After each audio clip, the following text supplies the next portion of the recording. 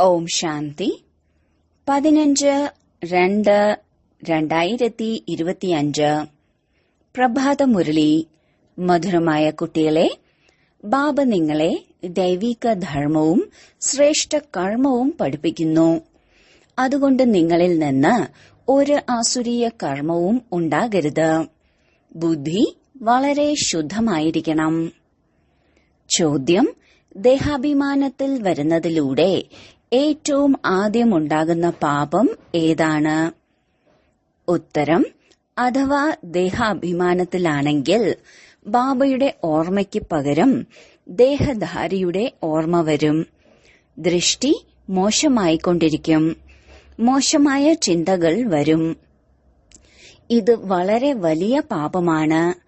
മായ യുദ്ധം ചെയ്തുകൊണ്ടിരിക്കുകയാണ് എന്നുള്ളത് മനസ്സിലാക്കണം. പെട്ടെന്ന് തന്നെ ജാഗ്രത ഉള്ളവരാകണം. ഓം ശാന്തി.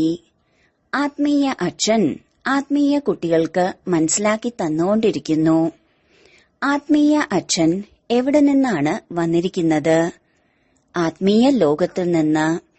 അതിനെയാണ് നിർവാണധാമം അഥവാ ശാന്തിധാമം എന്നും പറയുന്നത്. ഗീതയിലെ കാര്യമാണ്. നിങ്ങളോട് ചോദിക്കാറുണ്ട്, ഈ ജ്ഞാനം എവിടെ നിന്ന് വന്നു? പറയൂ, ഇതേ ഗീതയിലെ ജ്ഞാനമാണ്. ഗീതയുടെ പാർട്ട് നടന്നുകൊണ്ടിരിക്കുകയാണ്. ബാബയാണ് പഠിപ്പിക്കുന്നത്. ഭഗവാനു വാച എന്നല്ലേ? ഭഗവാൻ ഒന്നു മാത്രമാണ്. ബാബ ശാന്തിയുടെ സാഗരനാണ്. വസിക്കുന്നതും ശാന്തിധാമത്തിലാണ്. അവിടെയാണ് നമ്മളും വസിക്കുന്നത്. ബാബ മനസ്സിലാക്കി തരികയാണ്, ഇതാണ് പതീത ലോകം, പാപാത്മാക്കളുടെ തമോ പ്രധാന ലോകം. നിങ്ങളും അറിയുന്നുണ്ട്, അതായത് നമ്മൾ ആത്മാക്കൾ ഈ സമയം തമോ പ്രധാനമാണ്. 84ന്റെ ചക്രം കറങ്ങി സതോ പ്രധാനത്തിൽ നിന്ന് ഇപ്പോൾ തമോ പ്രധാനതയിലേക്ക് വന്നിരിക്കുന്നു. ഇത് പഴയത് അല്ലെങ്കിൽ കലിയുഗി ലോകമല്ലേ? ഈ പേരെല്ലാം ഈ സമയത്തേതാണ്. പഴയ ലോകത്തിനു ശേഷം വീണ്ടും പുതിയ ലോകം ഉണ്ടാകുന്നു. എപ്പോഴാണോ ലോകത്തിന്റെ പരിവർത്തനം സംഭവിക്കുന്നത്, അപ്പോഴാണ് മഹാഭാരത യുദ്ധം ഉണ്ടാവുക എന്ന് ഭാരതവാസികൾക്കറിയാം. അപ്പോൾ തന്നെയാണ് ബാബയും വന്ന് രാജയോഗം പഠിപ്പിക്കുന്നത്. കേവലം എന്ത് തെറ്റാണ് സംഭവിച്ചത്?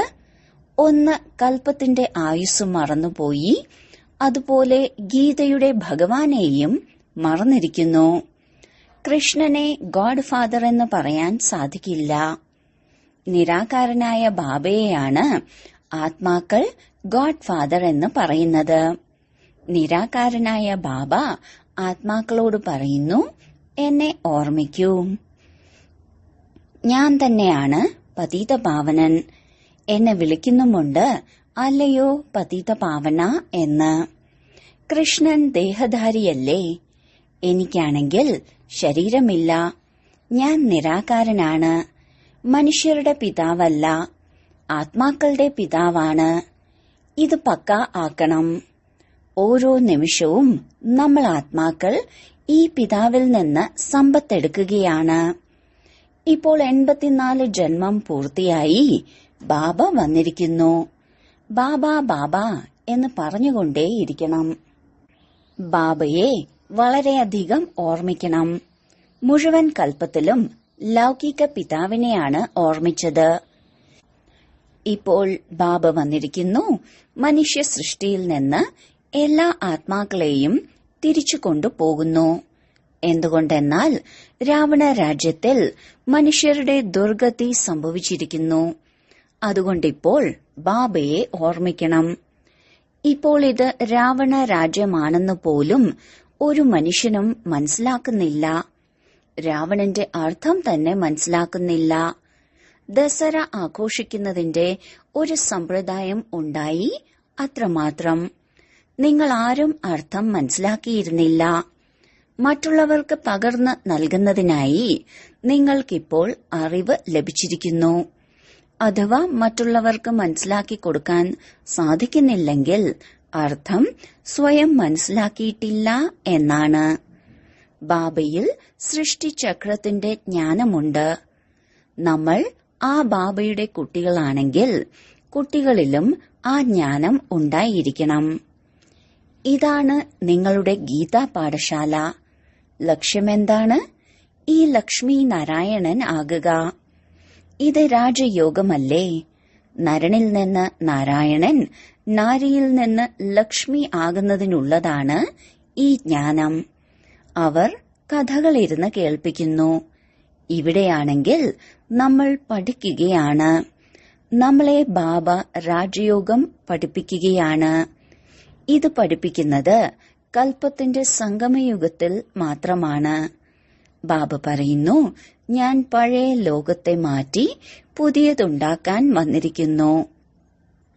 പുതിയ ലോകത്തിൽ ഇവരുടെ രാജ്യമായിരുന്നു, പഴയതിൽ ഇല്ല. വീണ്ടും തീർച്ചയായും ഉണ്ടാകണം. ചക്രം മനസ്സിലാക്കിയിട്ടുണ്ട്. മുഖ്യധർമ്മങ്ങൾ 4 ഇപ്പോൾ ദൈവിക ധർമ്മം ഇല്ല. ദൈവിക ധർമ്മവും ദൈവിക കർമ്മവും ഭ്രഷ്ടമായിരിക്കുകയാണ്. ഇപ്പോൾ വീണ്ടും നിങ്ങളെ ദൈവിക ധർമ്മ ശ്രേഷ്ഠതയും കർമ്മ ശ്രേഷ്ഠതയും പഠിപ്പിച്ചുകൊണ്ടിരിക്കുന്നു. അതുകൊണ്ട് തന്റെ മേൽ ശ്രദ്ധ വേണം. എന്നിൽ നിന്ന് ഒരാസുരീയ കർമ്മവും ഉണ്ടാകുന്നില്ലല്ലോ.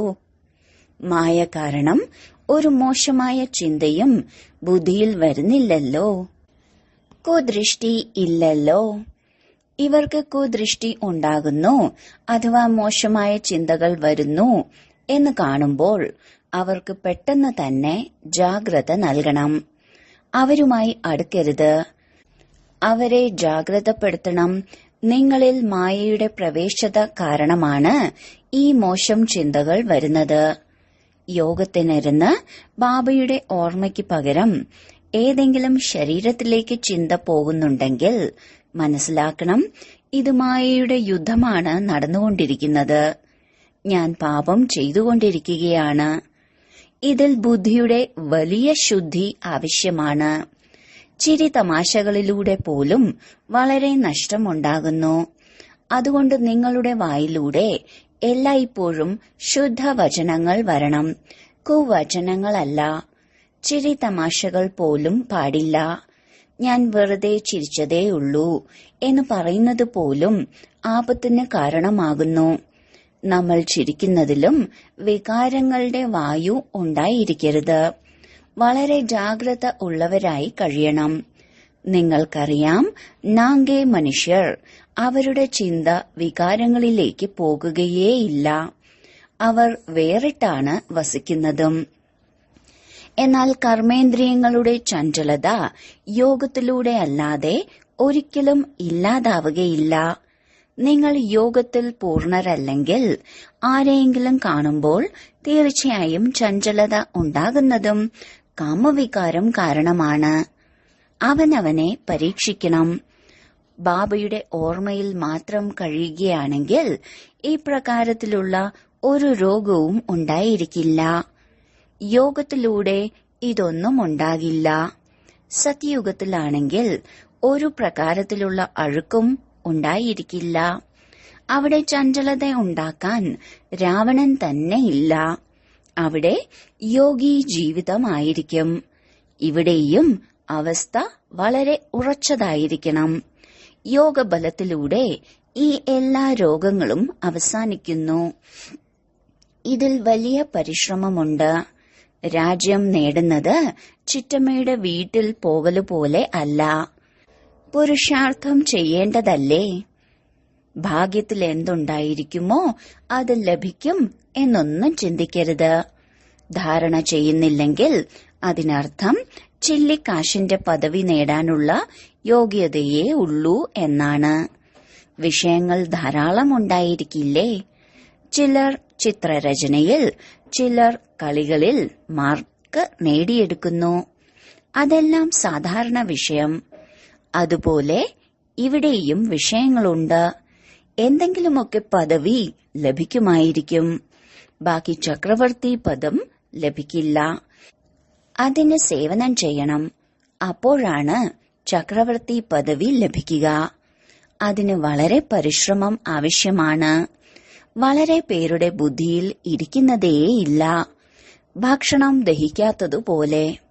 ഉയർന്ന പദവി നേടുന്നതിനുള്ള ധൈര്യമില്ല. ഇതിനെയും രോഗമെന്നല്ലേ പറയുക? നിങ്ങൾ ഏത് കാര്യമാണെങ്കിലും കണ്ടിട്ടും കാണാതിരിക്കൂ. ആത്മീയ അച്ഛന്റെ ഓർമ്മയിലിരുന്ന് മറ്റുള്ളവർക്ക് വഴി പറഞ്ഞു കൊടുക്കണം. അന്ധരുടെ ഊന്നുവടിയാകണം. നിങ്ങൾക്ക് വഴി അറിയാമല്ലോ. ആരെല്ലാമാണോ മഹാരഥികളായിട്ടുള്ളത് അവരുടെ ബുദ്ധിയിൽ രചയിതാവിന്റെയും രചനയുടെയും ജ്ഞാനവും മുക്തിയും ജീവൻ മുക്തിയും കറങ്ങിക്കൊണ്ടിരിക്കുന്നു. കുട്ടികളുടെ അവസ്ഥയിലും രാത്രിയും പകലിന്റെയും വ്യത്യാസമുണ്ട്. വളരെ ധനവാന്മാരാകുന്നവർ എവിടെ കിടക്കുന്നു? തീർത്തും ദരിദ്രരാകുന്നവർ എവിടെ കിടക്കുന്നു? രാജ്യപദവിയിൽ വ്യത്യാസമുണ്ടായിരിക്കില്ലേ? ബാക്കി അവിടെ രാവണനില്ലാത്തതിനാൽ ദുഃഖം ഉണ്ടായിരിക്കില്ല. ബാക്കി സമ്പത്തിൽ വ്യത്യാസമുണ്ട്. സമ്പത്തിൽ നിന്നാണ് സുഖമുണ്ടാകുന്നത്. എത്രത്തോളം യോഗത്തിലിരിക്കുന്നോ അത്രത്തോളം ആരോഗ്യം വളരെ നല്ലതാകും. പരിശ്രമിക്കണം. വളരെ പേരുടെ പെരുമാറ്റം തന്നെ അജ്ഞാനി മനുഷ്യരുടേത് പോലെയാണ്. അവർക്ക് ആരുടെയും മംഗളം ചെയ്യാൻ സാധിക്കില്ല. എപ്പോൾ പരീക്ഷ നടക്കുന്നോ അപ്പോൾ മനസ്സിലാക്കാൻ സാധിക്കും ആര് എത്ര മാർക്കിൽ പാസ്സാകും എന്ന്.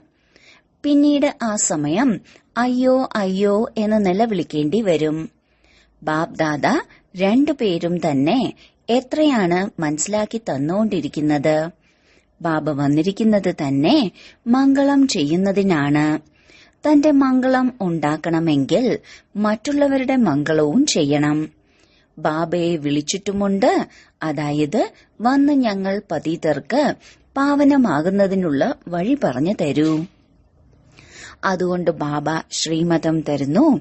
നിങ്ങൾ സ്വയം ആത്മാവാണെന്ന് മനസ്സിലാക്കി ദേഹാഭിമാനത്തെ ഉപേക്ഷിച്ച് എന്നെ ഓർമ്മിക്കൂ. എത്ര സഹജമായ മരുന്നാണ്.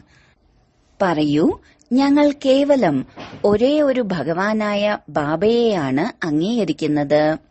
ബാബ പറയുന്നു, കുട്ടികൾ എന്നെ വിളിക്കുന്നു, വന്ന് പതീതരെ പാവനമാക്കൂ. അതുകൊണ്ട് എനിക്ക് വരേണ്ടി വരുന്നു.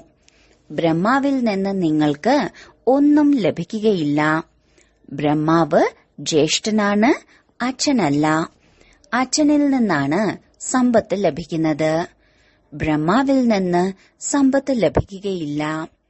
നിരാകാരനായ ബാബ ഇദ്ദേഹത്തിലൂടെ നമ്മെ ദത്തെടുത്ത് പഠിപ്പിക്കുന്നു. ഇദ്ദേഹത്തെയും പഠിപ്പിക്കുന്നു.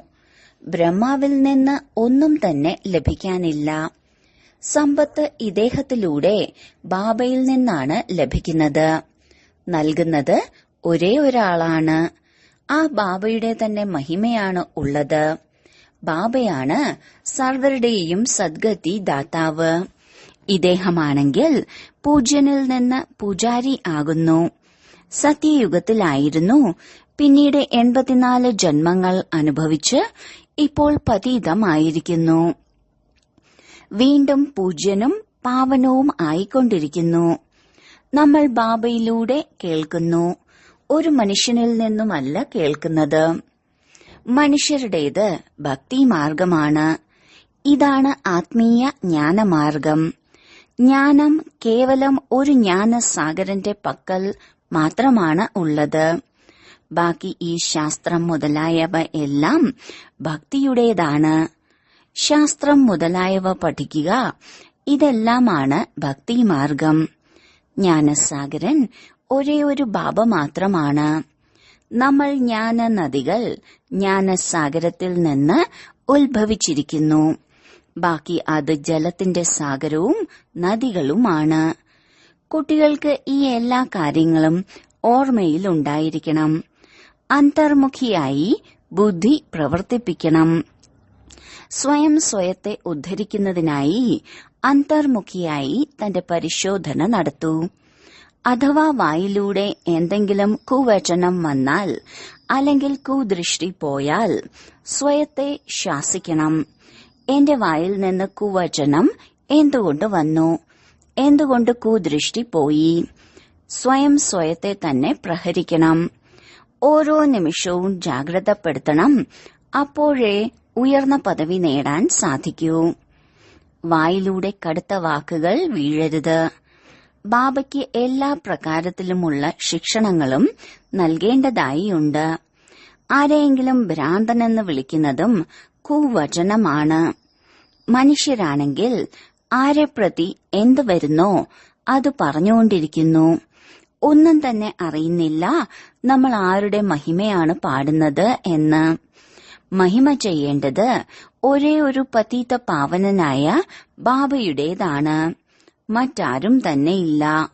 ബ്രഹ്മ, വിഷ്ണു, ശങ്കരനെ പോലും പതീത പാവനനെന്ന് പറയില്ല. അവർ ആരെയും പാവനമാക്കുന്നില്ല. പതിതത്തിൽ നിന്ന് പാവനമാക്കുന്നത് ഒരേ ഒരു ബാബ മാത്രമാണ്. പാവനമായ സൃഷ്ടി പുതിയ ലോകം മാത്രമാണ്. അതാണെങ്കിൽ ഇപ്പോഴില്ല. പവിത്രതയുള്ളത് സ്വർഗത്തിൽ മാത്രമാണ്. പവിത്രതയുടെ സാഗരനുമുണ്ട്. ഇതാണെങ്കിൽ രാവണ രാജ്യം തന്നെയാണ്. കുട്ടികൾക്കിപ്പോൾ ആത്മാഭിമാനി ആകുന്നതിന്റെ വളരെ പരിശ്രമം ചെയ്യണം. വായിലൂടെ കല്ലുപോലുള്ള കടുത്ത വാക്കുകൾ വരരുത്. വളരെ സ്നേഹത്തോടെ ജീവിക്കണം. കുദൃഷ്ടിയും വലിയ നാശം വരുത്തിവെക്കുന്നു. വളരെ പരിശ്രമം ആവശ്യമാണ്. ആത്മാഭിമാനമാണ് അവിനാശി അഭിമാനം. ദേഹം വിനാശിയാണ്. ആത്മാവിനെ ആരും അറിയുന്നില്ല. ആത്മാവിന്റെ അച്ഛനായും തീർച്ചയായും ആരെങ്കിലും ഉണ്ടായിരിക്കില്ലേ? പറയുന്നുമുണ്ട്, എല്ലാവരും പരസ്പരം സഹോദരങ്ങളാണ്. പിന്നീടെങ്ങനെ എല്ലാവരിലും പരമാത്മാ പിതാവ് വിരാജിതനാകും? എല്ലാവർക്കും അച്ഛനാകാൻ എങ്ങനെ സാധിക്കും? ഇത്ര പോലും ബുദ്ധിയില്ല. എല്ലാവരുടെയും പിതാവ് ഒന്നു തന്നെയാണ്. അവരിൽ നിന്ന് മാത്രമാണ് സമ്പത്ത് ലഭിക്കുന്നത്. അവരുടെ പേരാണ് ശിവൻ. ശിവരാത്രിയും ആഘോഷിക്കുന്നുണ്ട്. രുദ്രരാത്രി അല്ലെങ്കിൽ കൃഷ്ണരാത്രി എന്ന് പറയില്ല. മനുഷ്യരാണെങ്കിൽ ഒന്നും തന്നെ മനസ്സിലാക്കുന്നില്ല. പറയുന്നു, ഇതെല്ലാം ഈശ്വരന്റെ തന്നെ രൂപങ്ങളാണെന്ന്. അവിടത്തെ തന്നെ ലീലയാണ്. നിങ്ങളിപ്പോൾ മനസ്സിലാക്കുന്നുണ്ട്, പരിധിയില്ലാത്ത ബാബയിൽ നിന്ന് പരിധിയില്ലാത്ത സമ്പത്താണ് ലഭിക്കുന്നത്. അതുകൊണ്ട് ആ ബാബയുടെ ശ്രീമത്തിലൂടെ നടക്കണം. ബാബ പറയുന്നു, എന്നെ ഓർമ്മിക്കൂ. ജോലിക്കാർക്കും ശിക്ഷണം നൽകണം. എങ്കിൽ അവരുടെയും അല്പം മംഗളമുണ്ടാകും. എന്നാൽ സ്വയം തന്നെ ഓർമ്മിക്കാൻ കഴിയുന്നില്ലെങ്കിൽ മറ്റുള്ളവർക്ക് എങ്ങനെ ഓർമ്മ നൽകാൻ സാധിക്കും? രാവണൻ തീർത്തും പതീതമാക്കുന്നു. പിന്നീട് ബാബ വന്ന് സ്വർഗവാസിയാക്കുന്നു. അത്ഭുതമല്ലേ? ആരുടെയും ബുദ്ധിയിൽ ഈ കാര്യങ്ങളില്ല. ഈ ലക്ഷ്മി നാരായണൻ എത്ര ഉയർന്ന സ്വർഗവാസിയിൽ നിന്ന് പിന്നീട് എത്ര പതീതമായി തീരുന്നു.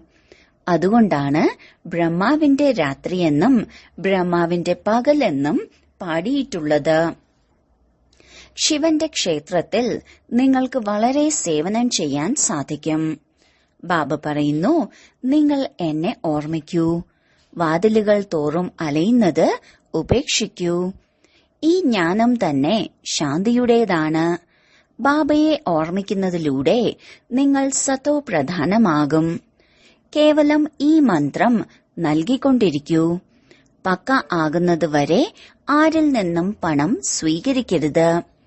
അവരോട് പറയണം, പവിത്രമായിരിക്കും എന്ന പ്രതിജ്ഞ നിങ്ങൾ ചെയ്താൽ മാത്രമേ ഞങ്ങൾക്ക് നിങ്ങളുടെ കയ്യിൽ നിന്നുള്ളത് കഴിക്കാൻ സാധിക്കൂ, എന്തും സ്വീകരിക്കാൻ സാധിക്കൂ. ഭാരതത്തിലാണെങ്കിൽ ക്ഷേത്രങ്ങൾ വളരെയധികമുണ്ട്. വിദേശികളാണെങ്കിലും ആര് വന്നാലും അവർക്ക് ഈ സന്ദേശം നിങ്ങൾക്ക് നൽകാൻ സാധിക്കണം. ബാബയെ ഓർമ്മിക്കൂ. ശരി, വളരെ കാലത്തെ വേർപാടിനു ശേഷം തിരിച്ചു കിട്ടിയ മധുരമധുരമായ കുട്ടികൾക്ക് മാതാവും പിതാവുമായ ബാബ്ദാദയുടെ സ്നേഹസ്മരണയും സുപ്രഭാതവും. ആത്മീയ അച്ഛന്റെ ആത്മീയ കുട്ടികൾക്ക് നമസ്കാരം. ധാരണയ്ക്കുള്ള മുഖ്യസാരം: 1. വികാരത്തിന്റെ വായു കലർന്ന ചിരി തമാശകൾ ഒരിക്കലും അരുത്. സ്വയത്തെ വളരെ ജാഗ്രതയുള്ളവരാക്കണം. വായിലൂടെ കടുത്ത വാക്കുകൾ വരരുത്. 2. ആത്മാ അഭിമാനി ആകുന്നതിനുള്ള വളരെയധികം അഭ്യാസം ചെയ്യണം. എല്ലാവരോടുമൊപ്പവും സ്നേഹത്തോടെ ജീവിക്കണം. കുദൃഷ്ടി വെക്കരുത്. കുദൃഷ്ടി ഉണ്ടാകുകയാണെങ്കിൽ സ്വയം തനിക്ക് തന്നെ ശിക്ഷ നൽകണം. വരദാനം: നിരന്തരം ഓർമ്മയുടെയും സേവനത്തിന്റെയും ബാലൻസിലൂടെ കുട്ടിക്കാലത്തെ കുസൃതികൾ സമാപ്തമാക്കുന്ന വാനപ്രസ്ഥി ഭവ. ചെറിയ ചെറിയ കാര്യങ്ങളിൽ സംഗമയുഗത്തിലെ അമൂല്യ സമയം നഷ്ടപ്പെടുത്തുക എന്നുള്ളത് കുട്ടിക്കാലത്തെ കുസൃതികളാണ്. ഇപ്പോൾ ഈ കുസൃതികൾ ശോഭനീയമല്ല. വാനപ്രസ്ഥത്തിൽ കേവലം ഒരേയൊരു കാര്യമാണുള്ളത്: ബാബയുടെ ഓർമ്മയും സേവനവും.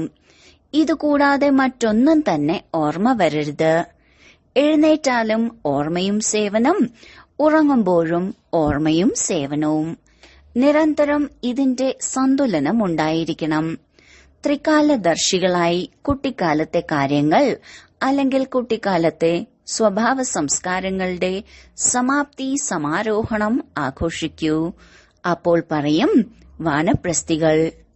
സ്ലോഗൻ: സർവപ്രാപ്തികളാലും സമ്പന്ന ആത്മാക്കളുടെ അടയാളമാണ് സന്തുഷ്ടത. സന്തുഷ്ടമായിരിക്കൂ, സന്തുഷ്ടമാക്കൂ. അവ്യക്ത സൂചന: ഏകാന്തപ്രിയരാകൂ, ഏകതയും ഏകാഗ്രതയും സ്വീകരിക്കൂ.